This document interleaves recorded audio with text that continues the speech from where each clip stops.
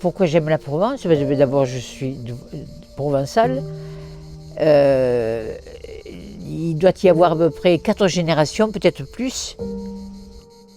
C'est dans la Provence même que nous avons donc évolué.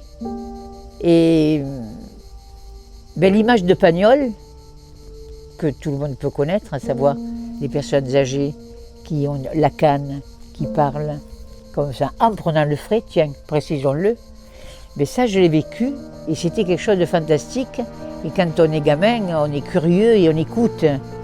Et donc, ils ne parlaient pas tout entre eux. Donc, c'était ma grand-mère et ses 3 frères. Donc, il y en a un qui s'appelait Martin, le nom de famille, bien entendu. Le deuxième, Hippolyte. Et le troisième, Alphonse. Et la photo de Pagnol, je ne peux pas mieux dire, c'était ça. Et on écoutait parler, sans comprendre bien sûr, le provençal. Par contre, en grandissant, j'ai appris à comprendre le provençal, je ne sais pas le parler. Donc le cœur pour moi de la Provence, c'est les Baux. La meilleure façon de découvrir la Provence, c'est la marche. Moi, je marchais pendant 25 ans dans un club et le Luberon, c'est une pure merveille. C'est une perle dans la nature. Mais à pied, bien évidemment, pour découvrir tout ça. D'une façon, encore une fois, naturelle et puis facile. La cuisine provençale n'est pas une cuisine compliquée du tout. À la limite, c'est du mijotage. Et voilà, il faut du temps. Les tomates à la provençale, dans la poêle. Moi, j'ai vu ma grand-mère qui avait toujours un plat de tomates sur ce qu'on appelle le fourneau en Provence. C'était le poêle à bois, tout simplement, ou à charbon, qui à l'époque était vraiment l'ustensile le plus usité dans une maison. Et donc, pour en revenir à ça, et c'est là que j'ai appris que les plats sont simples, mais il faut du temps. Voilà, avec Alain, on a voulu, on cherchait une maison, on ne trouvait pas. Et puis, on nous propose cette maison qui était assez délabrée d'ailleurs, et qui aurait peut-être découragé beaucoup de personnes. Mais nous, on a vu donc tout de suite l'emplacement, donc, et les possibilités qu'on pouvait avoir dans cette maison-là. Voilà, donc on s'est mis là-dessus.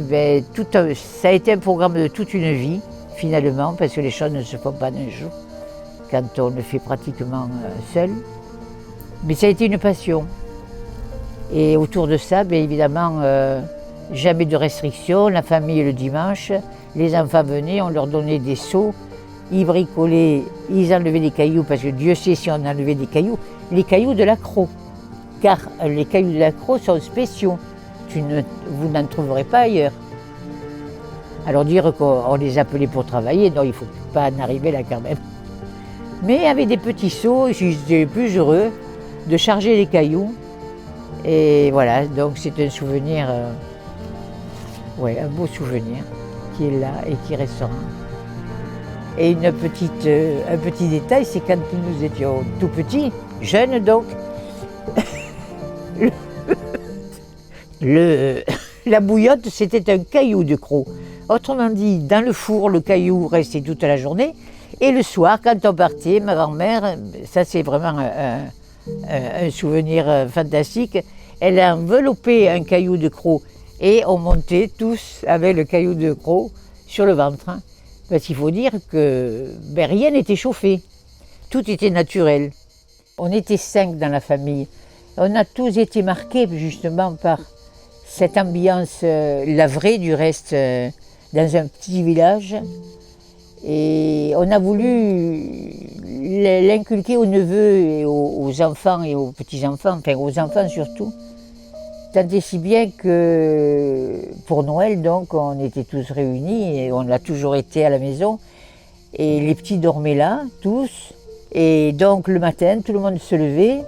Le petit déjeuner était prêt, donc devant la cheminée ou presque, et avec donc une histoire qui était entre autres la mule du pape, que tout le monde doit connaître.